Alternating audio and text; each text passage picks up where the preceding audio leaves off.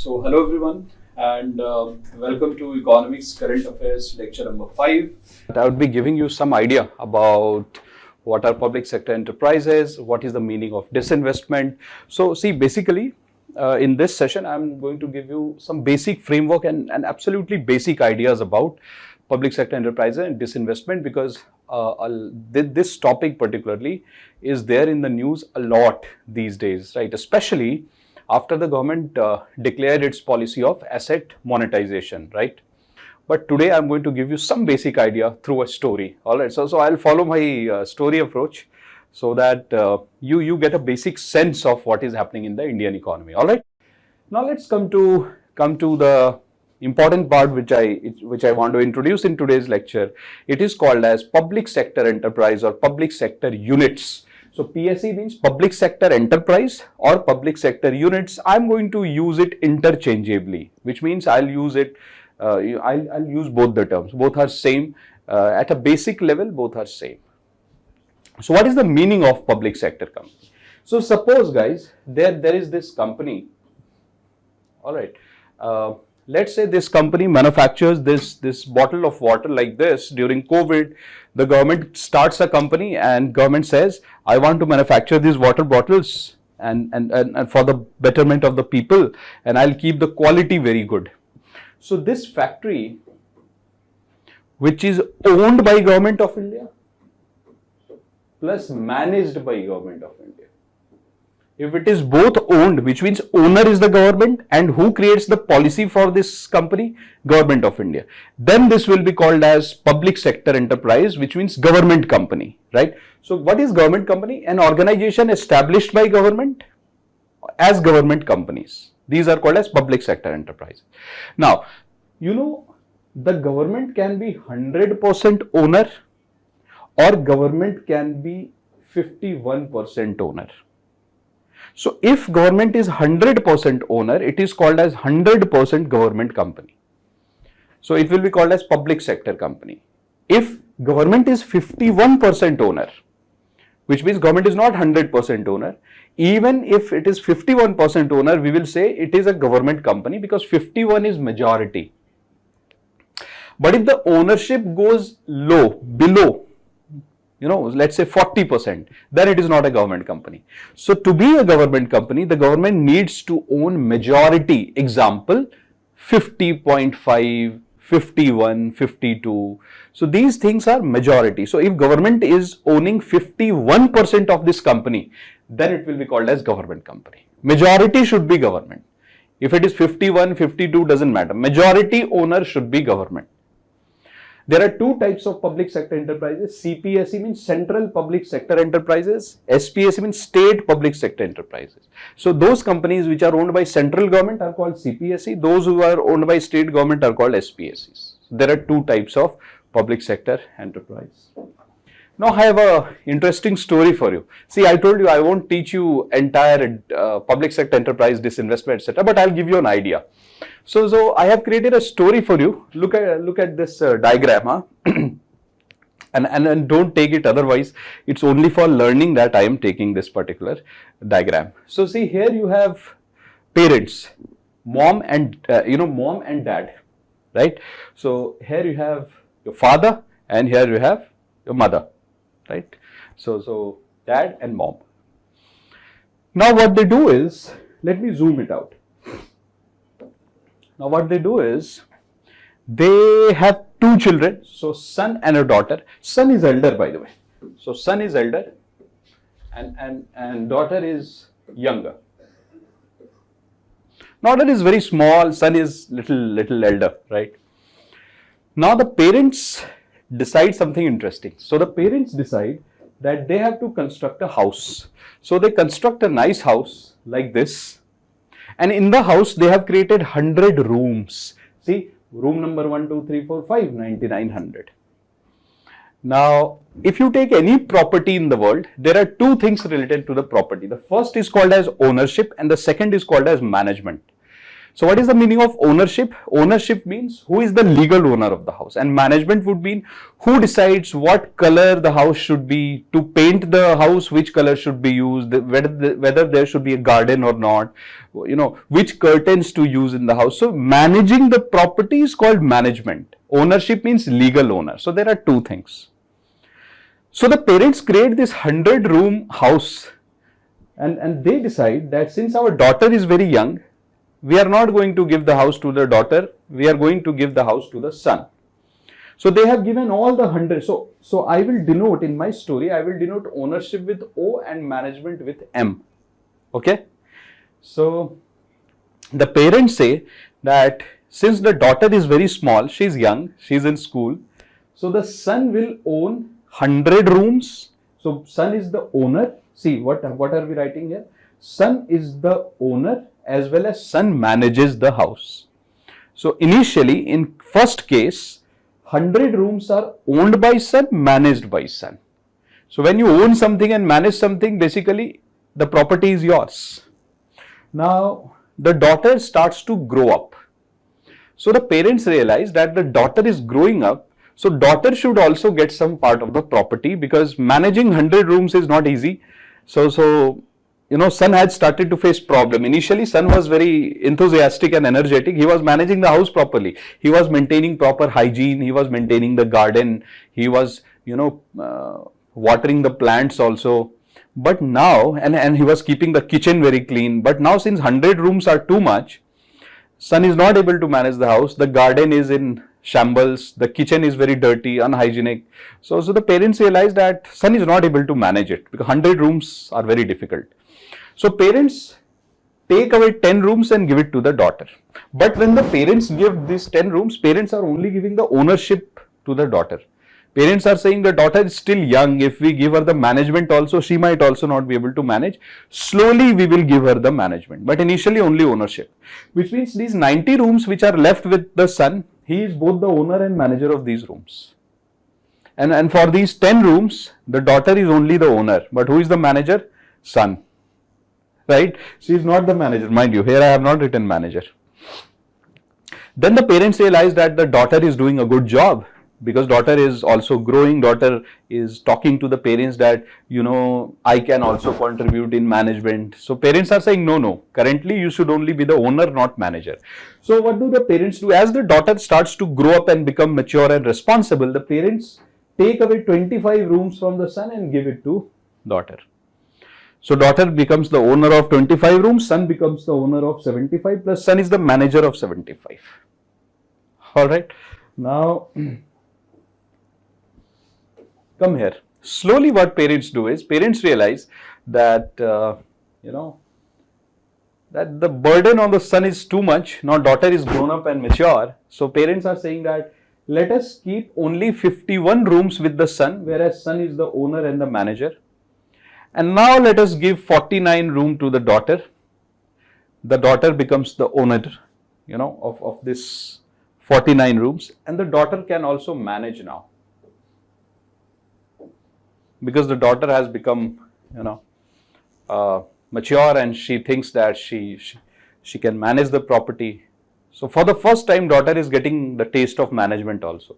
But who is the real owner of the house? Son. Because he has 51 rooms and daughter has 49 only. So even now the real owner is the son.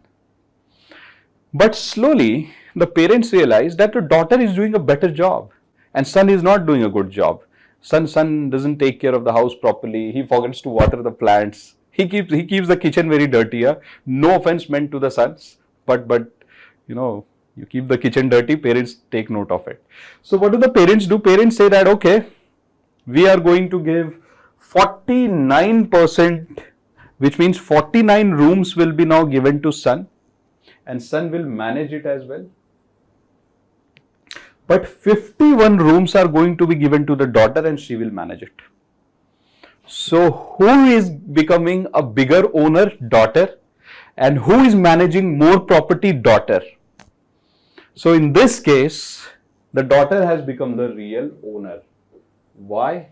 Because she is owning and managing bigger number of rooms. 51 rooms is a higher number.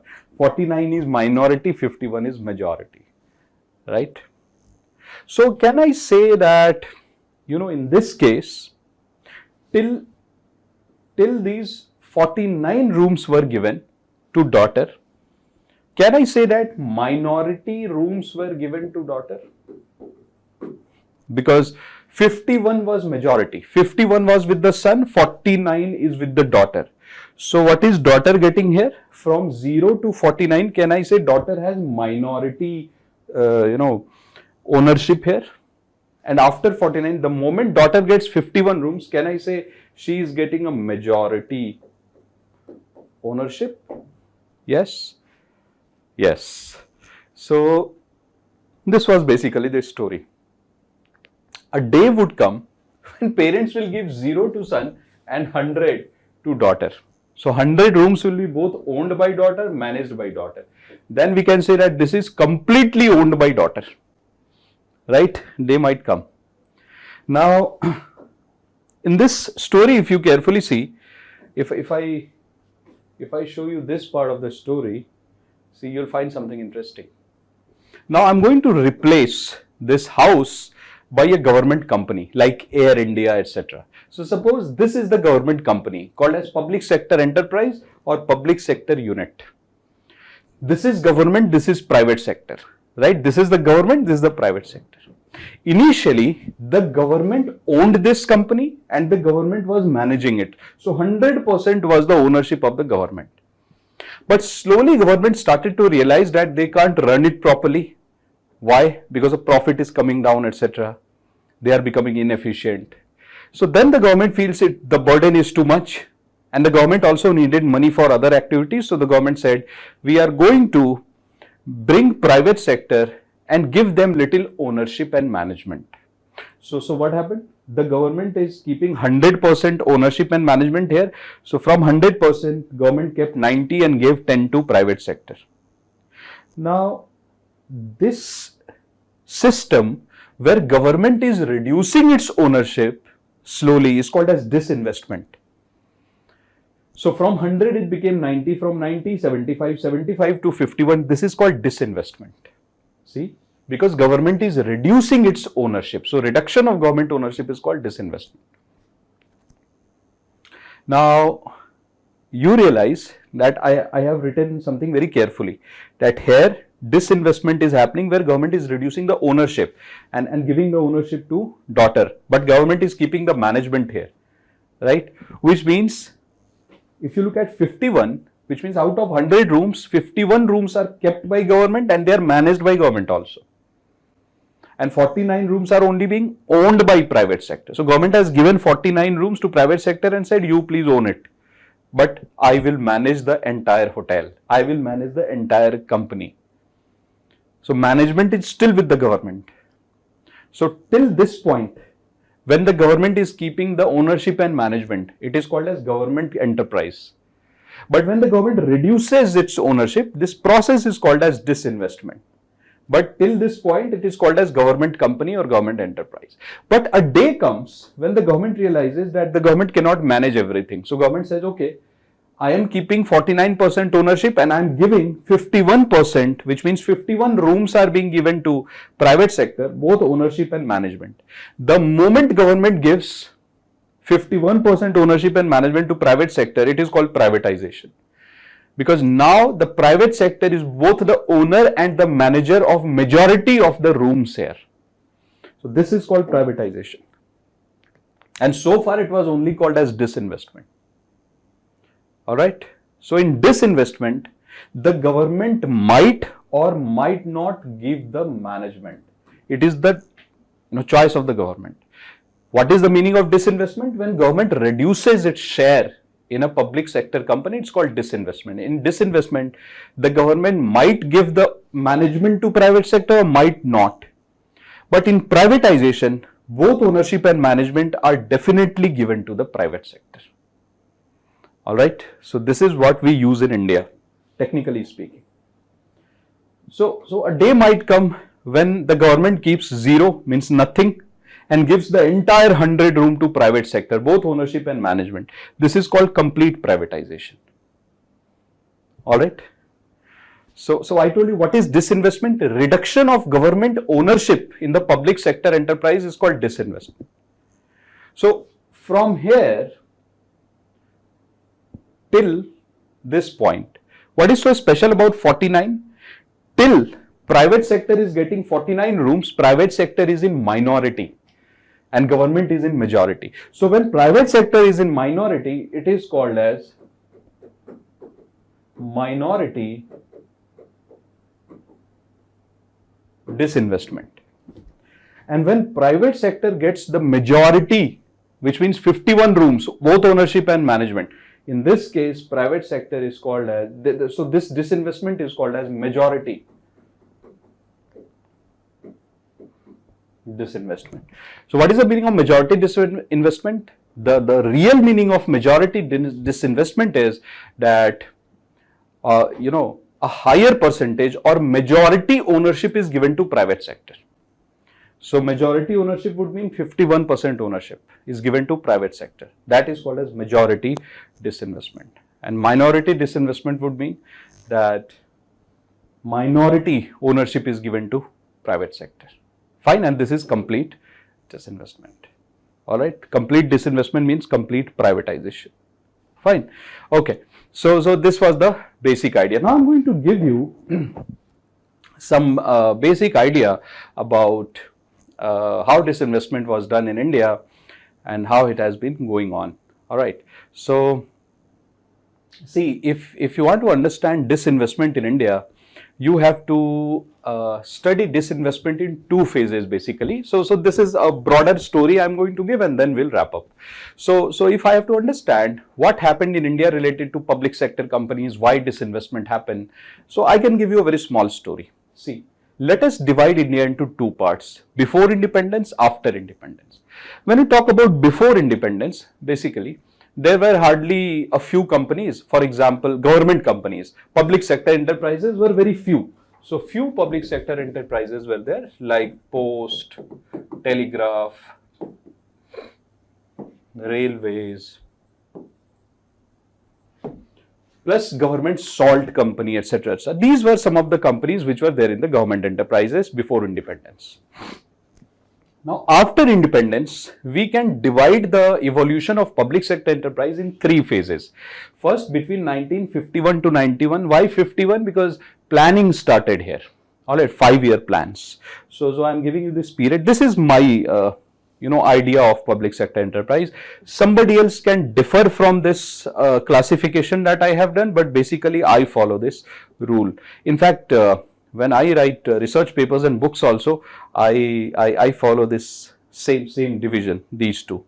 And this I have started to add after COVID.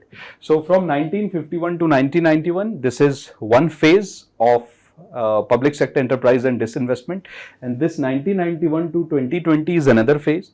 And this is third, where we are going to study what happens after 2020, which means after COVID. Now, what happened in 1951 to 1991? I'll give you a very interesting figure actually.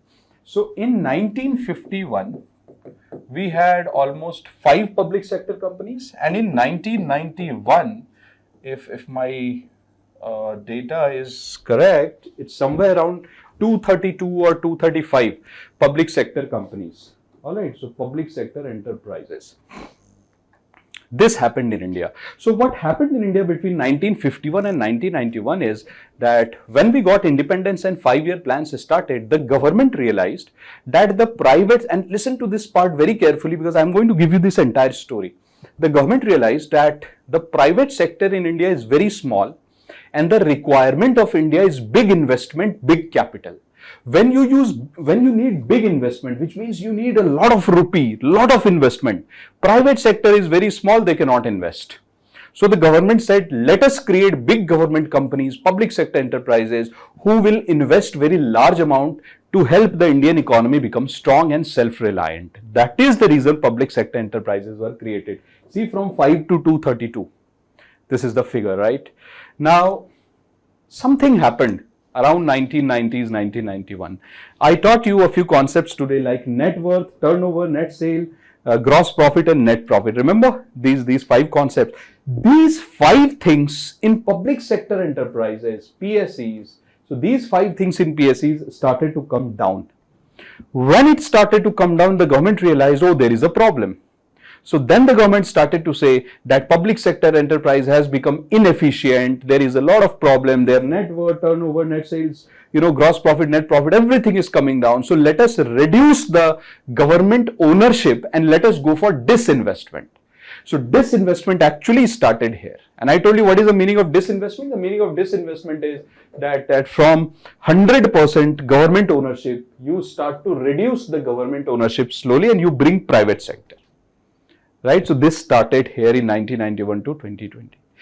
And then post-COVID, there were a lot of questions asked that, what is the need of government companies? Remove them. There is no need. So some of, the critiques said, what is the need of government enterprise? Private sector will help us to recover from post-COVID, from the COVID issues.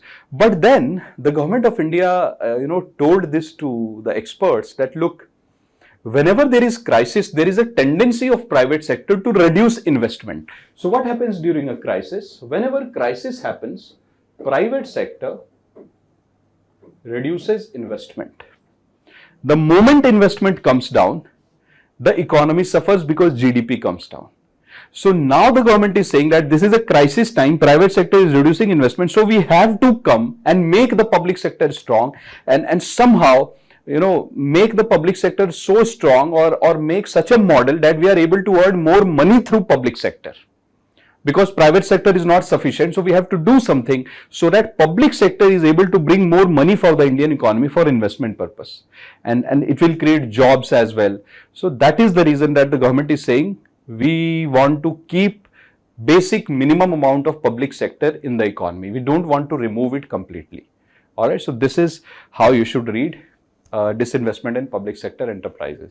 So this completes our lecture for the day, and keep watching the current affairs videos regularly. All the best for your studies and preparations. Thank you so much.